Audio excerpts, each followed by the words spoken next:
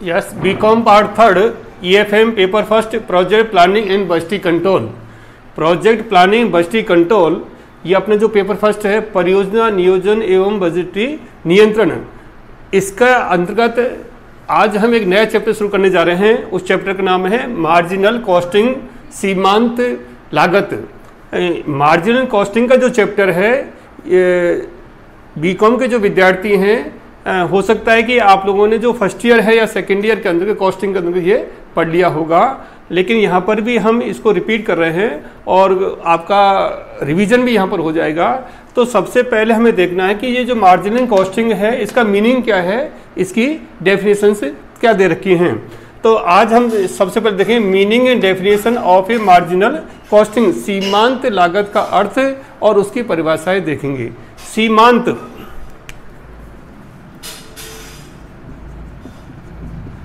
लागत, marginal costing, सामान्यतः हमें जानते हैं कि जो लागतें हैं किसी भी व्यवसाय में या फैक्ट्री में जिन वस्तुओं का उत्पादन हम करते हैं, उस वस्तुओं की जो लागत है उसमें लागत टोटल कॉस्ट जो है उसमें फिक्स्ड कॉस्ट भी हो सकती है, वेरिएबल कॉस्ट भी हो सकती है या सेमी वेरिएबल कॉस्ट भी हो सकती है। तो यहाँ पर सीमांत जो शब्द है, क्योंकि जो इकोनॉमिक्स के विद्यार्थी हैं उन्होंने वहाँ पर सीमांत लागत मार्जिन जो कॉस्ट हैं वो पढ़ी होगी कि एक अतिरिक्त इकाई का उत्पादन करने से कुल उत्पादन की लागत में कितना परिवर्तन होता है, वो सीमांत लागत कहलाती है। मार्जिनल जो रेवेन्यू है, इसी के साथ ये भी आ सकता है MR, मार्जिनल रेवेन्यू, सीमांत आगम, यानी कि एक अतिरिक्त इकाई की बिक्री करने से कुल लाभ में कितना अंतर आता है, यह कहलाता है सीमांत। यानी कि सीमा के अंत एक अतिरिक्त इकाई का उत्पादन करने से कुल जो लागत है उसमें कितना परिवर्तन होगा, ये मार्जिनल कॉस्टिंग के अंतर्गत सम्मिलित की जाती है। एक जो परिभाषा है वो मैंने यहाँ पर दी है, उसको मैं पढ़ के सुना रहा हूँ आपको। Marginal costing is A techniques, यानी कि मार्जिनल जो कॉस्टिंग है वो तकनीक है, सीमांत लागत एक तकनीक है of determining the amount of change in the aggregate cost due to an increase of 1 unit over the existing level of production. एक बार पुनः सुन लीजिए आप। Marginal costing is a technique of determining the amount of change in the aggregate cost due to an increase of 1 unit over the existing level of production. यानी कि जो वर्तमान उत्पादन का जो लेवल है उससे अधिक एक इकाई के वृद्धि की जाती है, तो उससे टोटल जो अमाउंट है change in the aggregate cost, total जो कॉस्ट उसमें क्या चेंज आएगा। तो हम ये कह सकते हैं कि सीमांत लागत एक ऐसी तकनीक है जो ये निर्धारण करती है कि जो उत्पादन का वर्तमान स्तर है उसमें यदि एक इकाई की वृद्धि कर दी जाए तो कुल लागत में कितना परिवर्तन आएगा। The amount change in the aggregate cost of due to an increase of 1 unit over the existing level of production. ठीक है, तो इसका मतलब ये हो गया कि जो सीमांत लागत है, यानी कि एक अतिरिक्त इकाई का उत्पादन में वृद्धि करने से कुल लागत में कितनी वृद्धि होगी, उसमें कितना परिवर्तन होगा, ये आपकी सीमांत लागत के अंतर्गत तय की जाती है। इसको और अधिक स्पष्ट करने के लिए हम यहाँ कुछ एग्जाम्पल्स लेंगे, उसके हिसाब से हम आपको दिखाएंगे। तो जो टोटल कॉस्ट है, total cost equal to fixed cost plus variable cost होती है। जो भी कुल लागत है उसमें स्थायी लागत और परिवर्तनशील लागत दोनों को होता है। अब ये जो परिवर्तनशील लागत है ये कैसे ज्ञात करते हैं अपन, variable cost per unit into total production in units, यानी कि जितना उत्पादन हुआ है इकाइयों का उसमें प्रति इकाई उत्पादन जो लागत है उसको गुना करते हैं तो ये वेरिएबल कॉस्ट आ जाएगी, और फिक्स्ड कॉस्ट और वेरिएबल कॉस्ट को जोड़ देंगे तो ये आ जाएगी आपकी टोटल कॉस्ट। स्थायी लागत जैसे कि इसका नाम से ही स्पष्ट है, स्थायी रहती है, यानी कि यदि कुल उत्पादन में कमी होती है या वृद्धि होती है तो स्थायी लागत में कोई परिवर्तन नहीं होगा, वो उतनी ही रहेगी। चाहे आप उस इकाई में 100 इकाइयों का उत्पादन करें या 200 इकाई का उत्पादन करें या 50 इकाई का उत्पादन करें, यानी कि जो टोटल लेवल ऑफ प्रोडक्शन है उसमें कमी या वृद्धि करने से यदि लागत में कोई परिवर्तन नहीं होता है तो वो ऐसी लागत आएगी फिक्स कॉस्ट के अंतर्गत। लेकिन वेरिएबल कॉस्ट जैसा कि इसके नाम से परिवर्तनशील लागत जो परिवर्तित होती रहती है। परिवर्तन किसके साथ होगा? जो वस्तुओं का हम उत्पादन कर रहे हैं उन वस्तुओं के उत्पादन की जो यूनिट्स हैं, इकाइयां हैं, उनमें यदि कम ज़्यादा होती है तो ये वेरिएबल कॉस्ट भी उसी अनुपात में चेंज होगी, क्योंकि यहाँ पर है variable cost per unit into production in units, यानी कि जो उत्पादन की जो इकाइयां हैं, यूनिट्स हैं, उनको हम प्रति इकाई परिवर्तनशील लागत से गुना करते हैं तो आपकी वेरिएबल कॉस्ट आ जाएगी। क्लियर हो गया आपको? यानी कि जो कुल लागत है उसमें स्थायी लागत और वेरिएबल कॉस्ट दोनों को जोड़ के आती है। अब यहाँ एक एग्जांपल ले रहे हैं। सपोज करिए टोटल प्रोडक्शन आपका 500 यूनिट्स का है, 500 यूनिट्स का एक टोटल प्रोडक्शन है। इसमें फिक्स्ड कॉस्ट देखिए 30,000 रुपीज़ की और वेरिएबल कॉस्ट है पर यूनिट 10 रुपीज़, यानी कि कुल उत्पादन होता है 500 इकाई का और फिक्स्ड कॉस्ट है 30,000 रुपये की है और वेरिएबल कॉस्ट आती है आपकी 10 रुपये पर यूनिट्स की है। ठीक है, तो यहाँ पर टोटल कॉस्ट निकाले हैं तो इसी फॉर्मूले से निकाल रही यदि हमें, तो फिक्स्ड कॉस्ट कितनी रखी है 30,000 प्लस वेरिएबल कॉस्ट। अब वेरिएबल कॉस्ट कितनी आएगी आपकी? वेरिएबल कॉस्ट पर यूनिट कितनी है 10 रुपीज़ इंटू प्रोडक्शन यूनिट्स कितना है 500, तो ये कितना आ गया 5,000। तो टोटल कॉस्ट कितनी आ गई आपकी 35,000।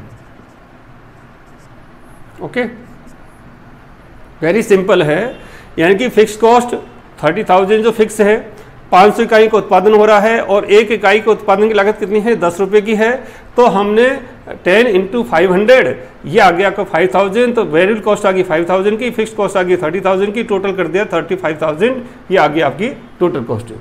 सपोज करिए यदि ये जो यूनिट्स हैं इनमें 1000 हो जाए, if total production increase up to 1000 units, यदि 1000 इकाइयों का उत्पादन होता है तब आपको टोटल कॉस्ट ज्ञात करनी है। तो कैसे होगी? सेम फॉर्मूला, फिक्स कॉस्ट तो वो 30,000 है ही, 1000 इकाइयों का उत्पादन करते हैं तब भी अपनी फिक्स कॉस्ट कितनी है 30,000 रुपये की, plus variable cost. Variable cost per unit कितनी है आपकी 10 रुपीज़ की है, लेकिन यहाँ पर प्रोडक्शन यूनिट्स कितना हो रहा है 1000 यूनिट्स का प्रोडक्शन हो रहा है, तो 10 इंटू 1000 ये आ गया आपका 10,000, ये आ गया आपकी 40,000 टोटल कॉस्ट। क्लियर? यानी कि जैसे जैसे एक उत्पादन में वृद्धि हुई है कुल लागत में भी वृद्धि हुई है, लेकिन जो फिक्स कॉस्ट है वो फिक्स रही है। यहाँ पर भी 30,000 थी, वहाँ पर चूंकि 500 इकाई का उत्पादन हुआ तो वेरिएबल कॉस्ट 5,000 रुपये थी, और यहाँ पर चूंकि 1000 इकाई का उत्पादन हो रहा है तो वेरिएबल कॉस्ट यहाँ की 10,000 आ गई। अगर हम इसको देखें दोनों एग्जाम्पल से कि 500 इकाइयों का उत्पादन होने पर फिक्स्ड कॉस्ट थी आपकी 30,000 रुपये और 1000 इकाइयों का उत्पादन होने पर फिक्स्ड कॉस्ट कितनी थी आपकी 30,000 रुपये। यदि हम प्रति इकाई फिक्स्ड कॉस्ट निकालें तो क्या हो जाएगी 30,000 अपॉन 500 यूनिट से 60 रुपये पर यूनिट, ये आ गई आपकी फिक्स्ड कॉस्ट। ठीक है, अगर ये 1000 इकाई का उत्पादन होता है और फिक्स्ड कॉस्ट 30,000 रुपये रहती है तो फिक्स्ड कॉस्ट कितनी आ जाएगी यहाँ पर 30,000 बटे 1000 इकाई 30 rupees per unit fixed cost. अब आप देखिए कि 1000 इकाई का उत्पादन करने से जो प्रति इकाई स्थायी लागत है उसमें कमी होती है, लेकिन यदि हम वेरिएबल कॉस्ट की तुलना करें तो वो सेम रहेगी। वेरिएबल कॉस्ट पर यूनिट जो है वो सेम रहेगी क्योंकि यहाँ पर 10 रुपये है। तो आप देखिए कि 500 इकाई का उत्पादन करने पर वेरिएबल कॉस्ट कितनी आई थी 5,000 रुपये, और 1000 इकाइयों का उत्पादन करने पर वेरिएबल कॉस्ट कितनी आई थी 10,000 रुपये। यदि इसको हम वेरिएबल कॉस्ट पर यूनिट निकालें तो कितनी आ जाएगी 5,000 बटे 500 10 रुपये।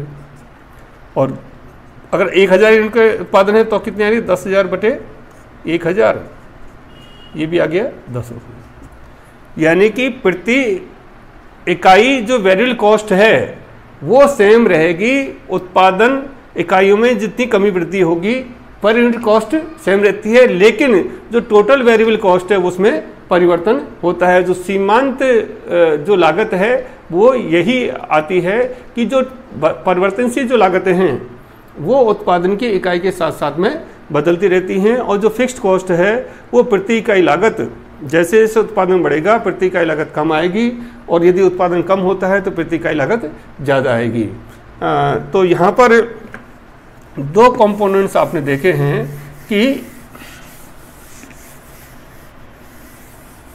किस प्रकार से जो हमारी लागत है उसको हम 2 भागों में बांट रहे हैं। कुछ तो है फिक्स्ड कॉस्ट है, कुछ है आपकी वेरिएबल कॉस्ट है। लेकिन कई बार एक ऐसी स्थिति भी आती है कि जहां पर एक semi variable cost, semi variable cost, अर्ध परिवर्तनशील लागतें भी होती हैं। सेमी वेरिएबल का मतलब है कि कुछ सीमा तक तो वो फिक्स्ड रहती हैं और कुछ सीमा के बाद वो परिवर्तनशील हो जाती हैं। इसको कहते हैं अर्ध परिवर्तनशील लागतें हैं। जैसे सपोज करिए आप एक दुकान किराए की लेते हैं और उसमें जो किराया है या जो बिजली का बिल है वो समान रहेगा, चाहे उसमें 100 रुपये की बिक्री हो दुकान से या 1000 रुपये की बिक्री हो, चाहे आप उस दुकान में बैठ के 100 इकाई का उत्पादन करें या 500 इकाई का उत्पादन करें। यानी कि एक निश्चित उत्पादन तक यदि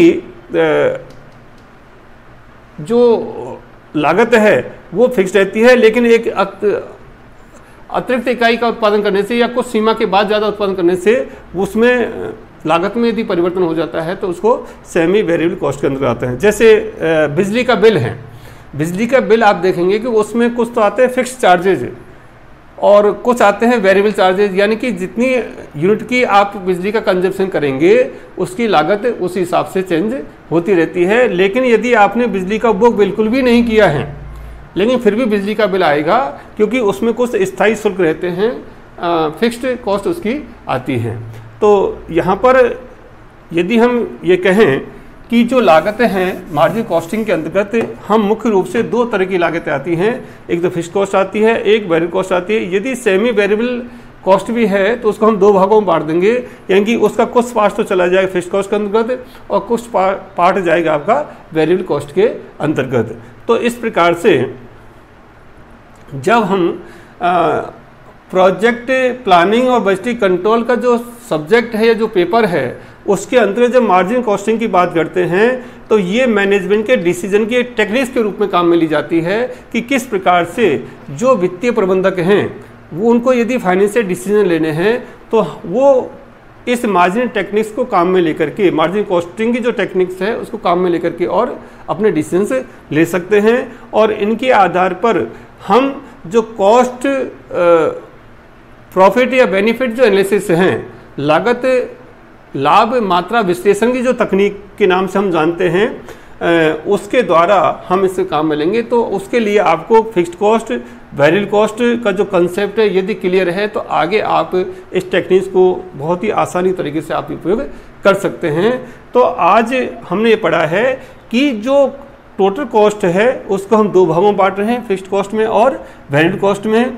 फिक्स्ड कॉस्ट हमेशा फिक्स्ड रहती है, उत्पादन की मात्रा में कमी वृद्धि होने पर इसमें कोई परिवर्तन नहीं होता है। लेकिन जो वेरिएबल कॉस्ट है वो उत्पादन की मात्रा में कमी वृद्धि होने से परिवर्तन होता रहता है। लेकिन जो प्रति इकाई जो लागत है ये स्थिर रहती है और फिक्स्ड कॉस्ट की जो प्रति इकाई लागत है